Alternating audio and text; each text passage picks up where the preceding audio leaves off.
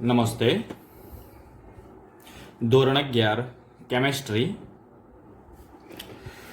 મિત્રો, આજના વિડીયોમાં આપણે રિવિઝન ભાગ નંબર 2, જેમાં આજે આપણે બીજા કેટલાક નવા ટોપિક લઈશું અને તેમાં કેવી રીતે પ્રશ્નો પૂછાય તેની આપણે ચર્ચા કરીશું.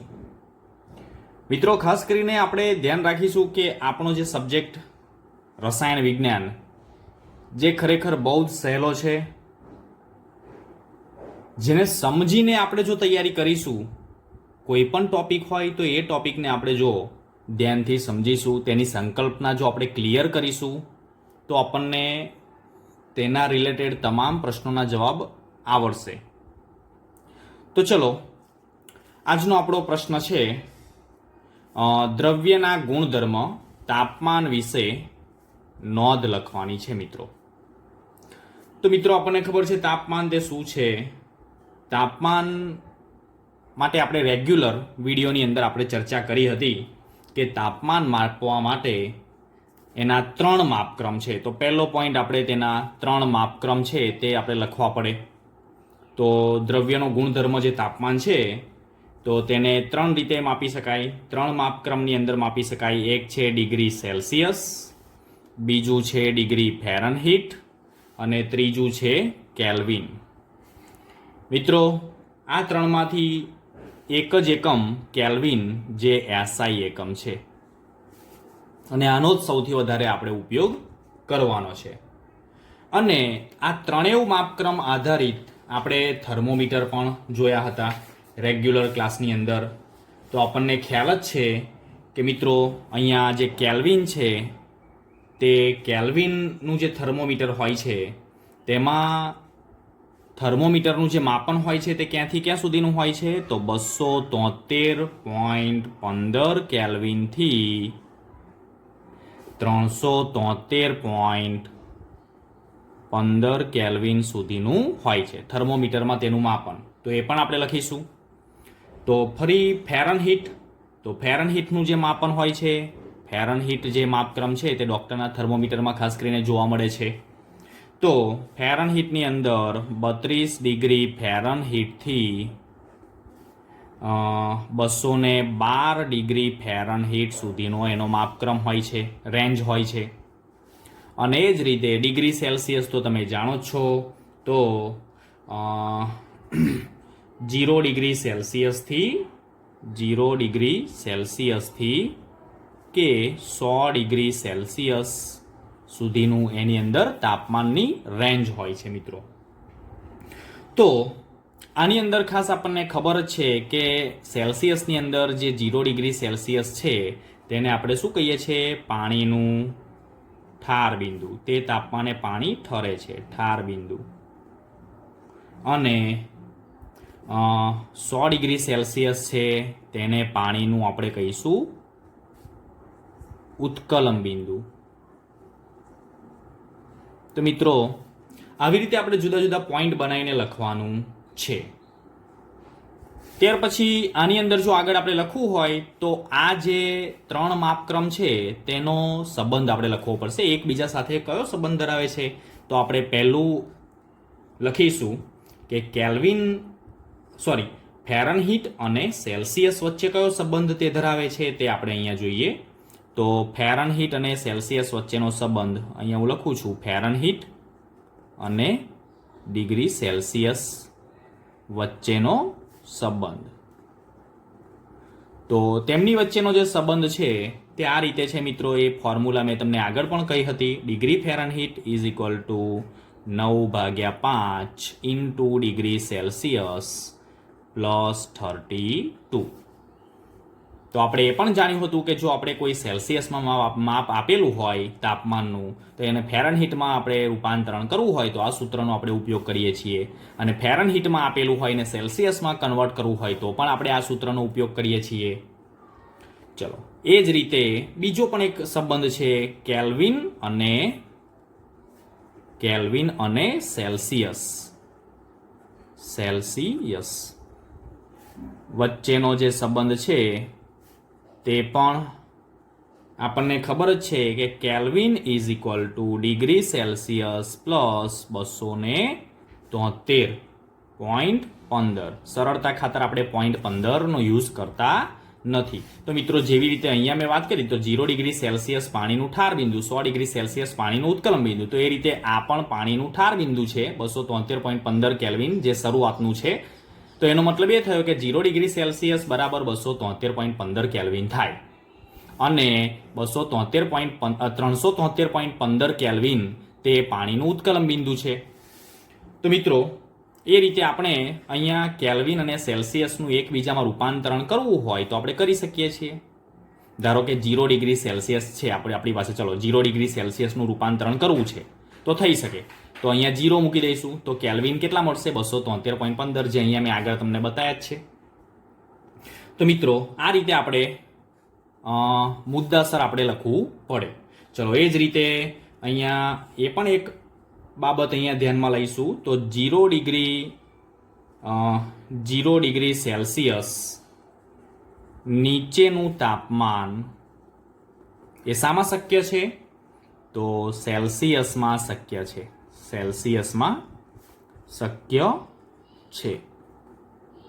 સેલ્સિયસ માપક્રમની અંદર તમે ઋણ તાપમાન પણ શક્ય બની શકે, એટલે -1 ડિગ્રી, -2 ડિગ્રી, -3 ડિગ્રી, જ્યારે કેલ્વિનમાં શક્ય નથી. કેલ્વિન માપક્રમમાં શક્ય નથી. તો મિત્રો આ રીતે આપણે સરસ રીતે પોઈન્ટ બનાવીને આપણે લખવું પડે. ચલો હવે આપણો બીજો પ્રશ્ન છે. તો મિત્રો હવે આપણે આપણો પ્રશ્ન આગળનો નીચેનાને વૈજ્ઞાનિક સંકેતમાં દર્શાવો. હવે વૈજ્ઞાનિક સંકેતોમાં આપણને દર્શાવવાનું એટલે આપણને ખબર છે તેને ઘાતાંક સ્વરૂપમાં આપણે આ જે સંખ્યા છે તેને દર્શાવવાની છે. હવે ઘાતાંક સ્વરૂપમાં દર્શાવવાથી આપણને શું ફાયદો થશે? તો ગણતરીમાં મિત્રો આપણને સરળતા રહે છે.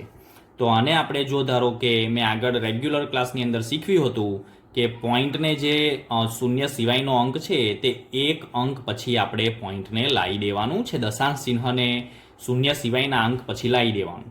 તો અહીંયા આપણને ખબર છે આ પોઈન્ટને આપણે ખસેડીશું 1, 2 અને 3, એટલે કે 4 પછી પોઈન્ટ આવે અને પાછળ છે 8. તો 3 અંક ખસેડ્યા એટલે 3 અંક જમણી બાજુ ખસે છે એટલે 10⁻³ ચલો એ જ રીતે આ બાજુ કઈ બાજુ ખસવાનું છે? ડાબી બાજુ 1, 2, 3, 4, 5 અંક આપણે ડાબી બાજુ ખસેડીશું તો 2.34 ગુણ્યા 10⁵. ફરી આ શૂન્ય લખવાની જરૂર નથી, શૂન્ય સિવાયના અંક હોય તે લખી દઈશું. ચલો ફરી 1, 2, 3 અંક ડાબી બાજુ એટલે આપણને ખ્યાલ છે 10⁻³ મૂકી દઈશું 8.008. તો આ રીતે એને લખાશે. ચલો અહીંયા ખસેડવાનું છે ડાબી બાજુ તો 5 ગુણ્યા 5.0 ગુણ્યા 10⁻1 અને 2 પોઈન્ટ આપણે ખસેલું છે એટલે 10⁻2 આવશે. તો મિત્રો આ રીતે આપણે જુદી જુદી સંખ્યાને વૈજ્ઞાનિક સંકેતોમાં આપણે દર્શાવીએ છીએ. ચલો અહીંયા આપણે 6.0012 છે તો એને અહીંયા મને લાગે છે ત્યાં સુધી આ સંખ્યાની અંદર શું છે તો કે એક અંક પછી જ પોઈન્ટ છે જ એટલે એવું ને એવું જ આવશે. તો 6.0012 હવે એને ઘાતાંક સ્વરૂપમાં ફેરવવું છે તો 10⁻0 લખી દઈશું. 10⁻0 એટલે 1 જ. મિત્રો તમને ખ્યાલ આવી ગયો હશે. તો આ રીતે આપણે વૈજ્ઞાનિક સંકેતોમાં દર્શાવીએ છીએ. ચલો હવે મિત્રો આગળનો આપણો ત્રીજો પ્રશ્ન છે. નીચેનામાં અર્થસૂચક અંક કેટલા છે? તો આના માટેના આપણે રેગ્યુલર ક્લાસની અંદર કેટલાક નિયમો જોયા, એ નિયમોની અહીંયા પણ આપણે ચાલુમાં ચર્ચા કરીશું. ચલો મિત્રો પહેલું છે તો કે 0.0025. તો જ્યારે પણ શૂન્ય સિવાયના અંકની આગળ દશાંશ ચિહ્ન હોય તો ત્યારે શૂન્યને આપણે અર્થસૂચક અંકમાં ગણતરીમાં લેતા નથી. એટલે અહીંયા ફક્ત આવશે 1 અને 2 અંક જે શૂન્ય સિવાયના છે એટલે એના અર્થસૂચક અંક થશે 2. પરંતુ જો સંખ્યા પછી હશે એટલે કે શૂન્ય સિવાયના અંક ફરી શૂન્ય હશે તો તેને આપણે ધ્યાનમાં લઈએ છીએ. આટલું ધ્યાન રાખીશું. એના આગળના શૂન્યને આપણે ધ્યાનમાં લેતા નથી. ચલો અહીંયા 208 છે. તો આમાં આપણે આ એક ચોક્કસ સંખ્યા છે એટલે એના અર્થસૂચક અંક થશે 1, 2 ને 3. ચલો ત્યાર ફરી એક બીજી સંખ્યા છે 5005. તો એમાં થશે ગણતરીમાં વચ્ચે શૂન્ય છે એટલે એને ગણતરીમાં લેવા જ પડશે. 1, 2, 3, 4 થશે. ચલો ત્યાર ફરી આગળ છે 126.000. તો મિત્રો અહીંયા પોઈન્ટ ફરી 3 0 આપેલા છે તો એને આપણે ધ્યાનમાં લેતા નથી. સોરી મિત્રો, અહીંયા પાછળ પોઈન્ટ છે એટલે એને ધ્યાનમાં લેવા જ પડશે. તો અહીંયા આપણે ગણતરીમાં નથી લેતા, આગળ છે એટલા માટે. પણ અહીંયા પાછળ હોય તો ગણતરીમાં આપણે લઈશું. તો ટોટલ કેટલા થશે? અર્થસૂચક અંક થશે 6. ચલો અહીંયા ટોટલ કેટલા થશે? પોઈન્ટ પછી 0 છે તો એના થશે 4. અહીંયા મિત્રો કેટલા થશે? તો 1, 2, 3, 4 ને 5 વચ્ચે શૂન્ય છે એટલે આપણે એને ધ્યાનમાં લેવા પડે. તો 5 થશે. તો મિત્રો આ રીતે. અને જો ક્યારેક કોઈ ચોક્કસ સંખ્યા હોય, ધારો કે 2 દડા, 5 લખોટી, તો આ ચોક્કસ સંખ્યા છે તો એના અર્થસૂચક અંકો અસંખ્ય હોઈ શકે. કારણ કે ધારો કે હું તમને અહીંયા કહું કે 2 લખોટી છે, તો 2 લખોટી એ નિશ્ચિત છે. તો આને જો મારે દર્શાવવું હોય તો 2.00000 આમ અનંત સુધી હું એને દર્શાવી શકું છું. માટે આની જે અર્થસૂચક અંક છે તે કેવા થશે? અનંત થશે મિત્રો. તો આ આપણે અહીંયા ધ્યાનમાં રાખીશું. તો હવે આગળનો પ્રશ્ન જોઈએ. તો મિત્રો આગળ પણ અર્થસૂચક અંકનો જ છે. તો નીચેનાનું 3 અંક સુધી સન્નિકટન કરો. તો 3 અંક સુધી આપણે તેને દર્શાવવાની છે.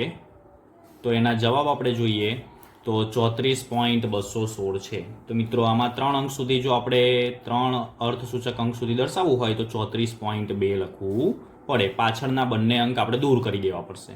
આને આપણે સન્નિકટન કહીશું. ચલો અહીંયા 10.4107. તો આને 3 અંક સુધી આપણે દર્શાવવું છે. તો 3 અંક સુધી દર્શાવવા માટે આપણે પહેલા 3 આંકડા એટલે કે 10.4. તો આમાં 3 અર્થસૂચક અંક મળે છે.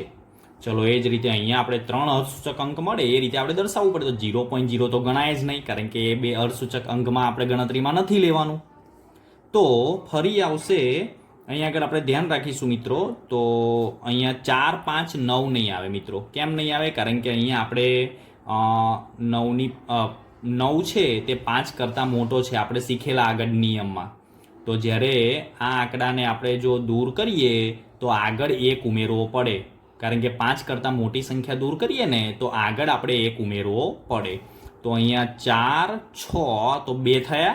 હવે અહીંયા આગળથી આને દૂર કરીએ એટલે અહીંયા ફરી આપણે 0 લખી દેવો પડે.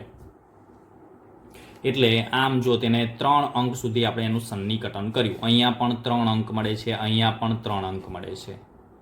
હવે મિત્રો કરીએ 2808ની વાત.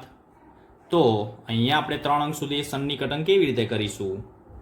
તો અહીંયા તો આ 4 અંક છે. તો આને 3 અંક સુધી આપણે કરવું છે. તો પહેલાં લઈશું 2, 8. હવે મિત્રો અહીંયા 0 છે ને અહીંયા 8 છે. તો આ 8ને આપણે દૂર કરવો પડે, જે 5 કરતાં મોટો છે. તો 1 આગળ આપણે ઉમેરી દઈએ તો અહીંયા 1 આવી જશે. હવે આને જો દૂર, હવે આ સંખ્યા તો બદલાઈ જશે મિત્રો. સંખ્યાની અંદર ઘણો બધો ફેર પડે છે. 2808 અને અહીંયા 281. તો એની નજીકની સંખ્યા આપણે લાવવા માટે પાછળ 0 ઉમેરવો પડે. તો જો પાછળ 0 ઉમેરીએ તો આની આપણે ગણતરી કરતા નથી, ખાલી 3 અંક આગળ જ ગણીએ છીએ અર્થસૂચક અંકમાં. બરોબર? તો મિત્રો આ રીતે સન્નિકટન આપણે જેટલા અંક સુધી કરવાનું કહ્યું હોય તો આ રીતે આપણે કરવું પડે. ચલો બીજો એક પ્રશ્ન છે. તો નીચેની ગણતરીથી મળતા જવાબમાં કેટલા અર્ધસૂચક અંક હશે? તો મિત્રો આપણે ધ્યાન રાખીશું કે ભાગાકાર કે ગુણાકારની ક્રિયા હોય ત્યારે આપણે શું કરીએ છીએ? તો એના માટેનો નિયમ છે. કયો નિયમ છે? તો આ બંને ક્રિયાઓમાં પરિણામના જે અર્થસૂચક અંકને મૂળ સંખ્યાના અર્થસૂચક અંકથી વધારે અંકમાં દર્શાવી શકાય નહીં. તો અહીંયા મિત્રો ખાસ આપણે ધ્યાન રાખીશું. તો અહીંયા સૌથી નાનામાં નાનો એટલે કે ઓછામાં ઓછા જે અર્થસૂચક અંક હોય તેને આપણે ધ્યાનમાં લઈશું. તો જો ગુણાકાર અને ભાગાકાર, અહીંયા ભાગાકારની આ ક્રિયાની અંદર 0.112 છે. તો તેમાં 3 અર્થસૂચક અંક છે. તો મળતા જવાબને આપણે શું કરવાનું છે? 3 સાર્થક અંકોથી દર્શાવીશું. એટલે 3 અર્થસૂચક અંકથી દર્શાવીશું.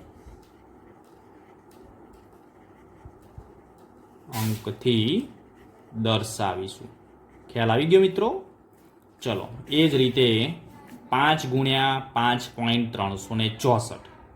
ચલો, આની અંદર 5 છે, તેના અર્થસૂચક અંકો તો ઇન્ફાઇનાઇટ છે કારણ કે ફિક્સ સંખ્યા છે. અને અહીંયા 5.364 છે, તો તેમાં કેટલા છે? 4 અર્થસૂચક અંક છે. તો આપણે જવાબને 4 અર્થસૂચક અંકથી દર્શાવીશું. લખતો નથી પાછળ મિત્રો, 4 અર્થસૂચક અંકથી દર્શાવીશું. ચલો, હવે સરવાળો કે બાદબાકી હોય ત્યારે આપણે શું કરવાનું છે? તો સરવાળો કે બાદબાકી હોય ત્યારે દશાંશ ચિહ્ન પછીના અર્થસૂચક અંકો જેના સૌથી ઓછા હોય મિત્રો. તો અહીંયા આપણે જોઈશું દશાંશ ચિહ્ન પછી આપણે અર્થસૂચક અંકો નહીં જોવાના, ખાલી સંખ્યા જોવાની છે મિત્રો. તો અહીંયા જો દશાંશ ચિહ્ન પછી 4 અંક છે, દશાંશ ચિહ્ન પછી 4 અંક છે, દશાંશ ચિહ્ન પછી 4 અંક છે. એટલે અહીંયા આપણે શું કરવાનું છે કે દશાંશ અંક પછીની ઓછામાં ઓછી સંખ્યા આપણે ધ્યાનમાં લઈશું અને એટલા અર્થસૂચક અંકો આપણે જવાબની અંદર લઈશું. તો અહીંયા કેટલા આવશે? પોઈન્ટ પછી દરેકના 4 4 છે, તો કે 4 અર્થસૂચક અંકો જવાબમાં, આના જવાબમાં આપણે દર્શાવવા પડે. તો એ આપણને કહેવા માંગે છે. અહીંયા એવું નથી કહ્યું કે એનો જવાબ કેટલો છે, એવું નથી કહ્યું, પણ ગણતરીથી મળતા જવાબમાં અર્થસૂચક અંકો કેટલા હોય? તો આમાં 3 હશે, આમાં 4 હશે અને આમાં 4 હશે. તો સરવાળા અને બાદબાકી માટે શું જોવાનું? તો કે દશાંશ ચિહ્ન પછીના જે અંક છે તે અંક ઓછામાં ઓછા જેના હોય તે લઈશું. પણ અહીંયા તો 3 ના સરખા એટલે 4 જ આવશે. ચલો, બીજું એક માર્ક્સમાં આપણને પ્રશ્ન પૂછવામાં આવે તો એ પણ આપણે જોઈએ અહીંયા. તો 7.964 ગુણ્યા 10�3 ને કેટલા અર્થસૂચક અંક હશે?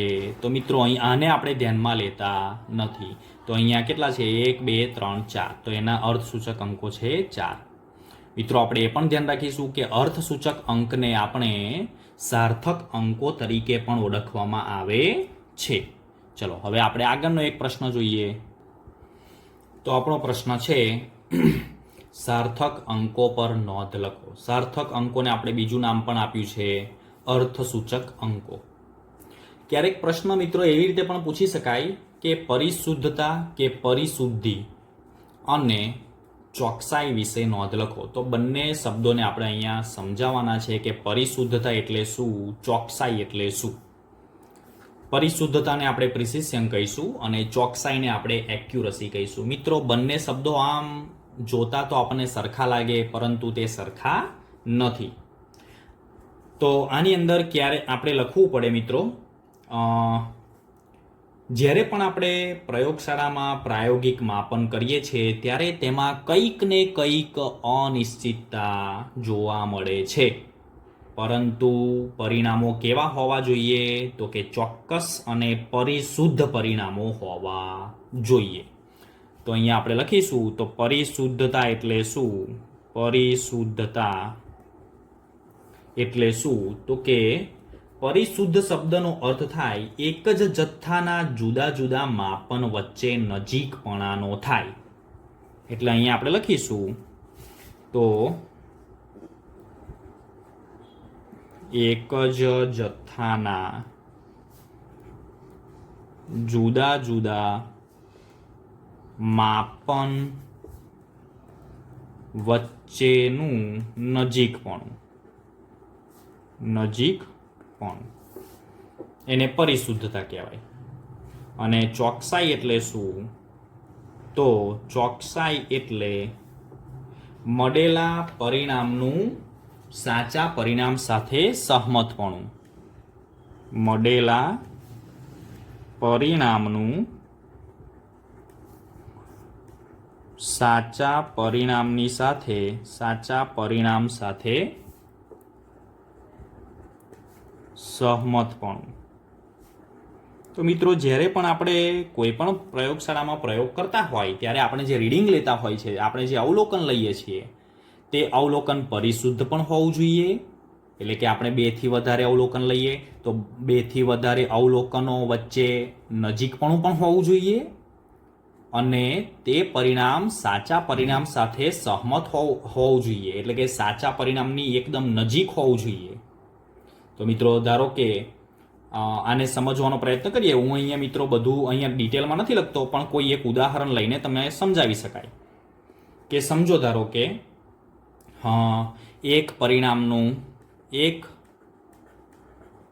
પરિણામનું સાચું મૂલ્ય, અહીંયા સાચું મૂલ્ય હું લખું છું, જે 2.00 છે, 2.00 ગ્રામ છે.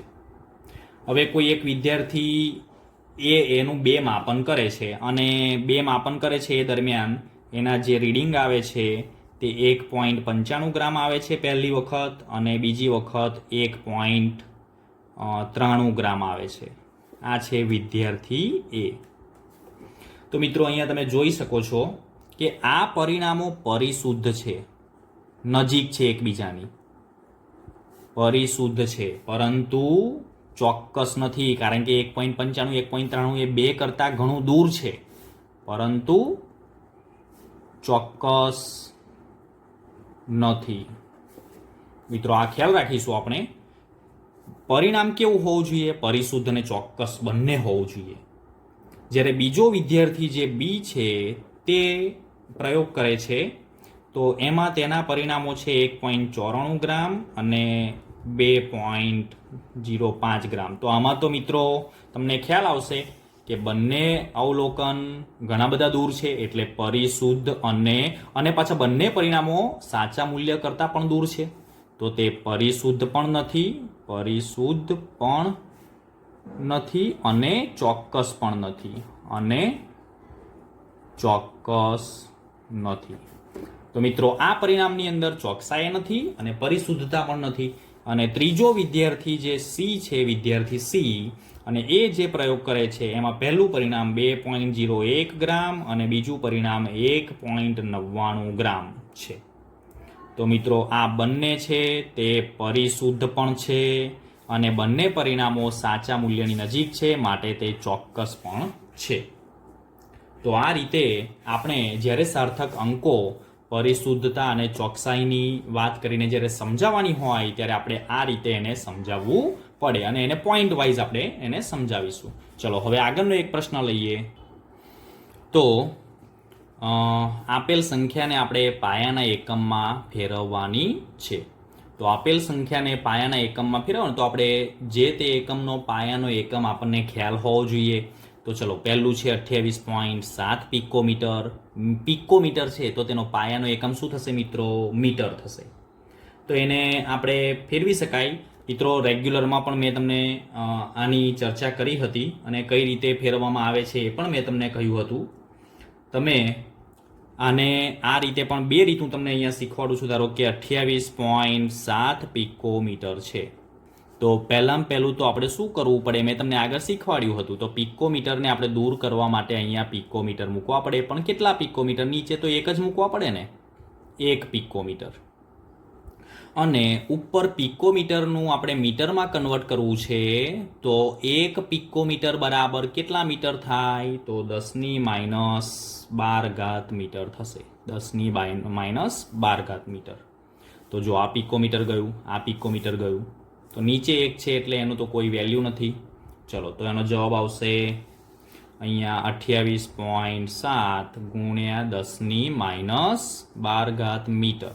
ચલો આને આપણે 1 પોઈન્ટ આગળ લઈ લઈએ એટલે 2.87 ગુણ્યા 10⁻11 મીટર આવશે. ઓકે મિત્રો, બહુ સહેલી રીત છે. આપણે અહીંયા શું કરવાનું છે? જે એકમ આપેલો હોય તેને આપણે દૂર કરવાનો છે. તો ચલો એ જ રીતે તમે આ પિકોમીટરનું પણ જાતે તમે કરી શકશો. ઓકે, ચલો હવે આપણને ત્રીજો એક પ્રશ્ન છે 25,365 મિલીગ્રામ. મિલીગ્રામ છે તો મિલીગ્રામનો પાયાનો એકમ થશે ગ્રામ થશે. મિત્રો તમે કિલોગ્રામમાં પણ મિત્રો અહીંયા આપણે ધ્યાન રાખીશું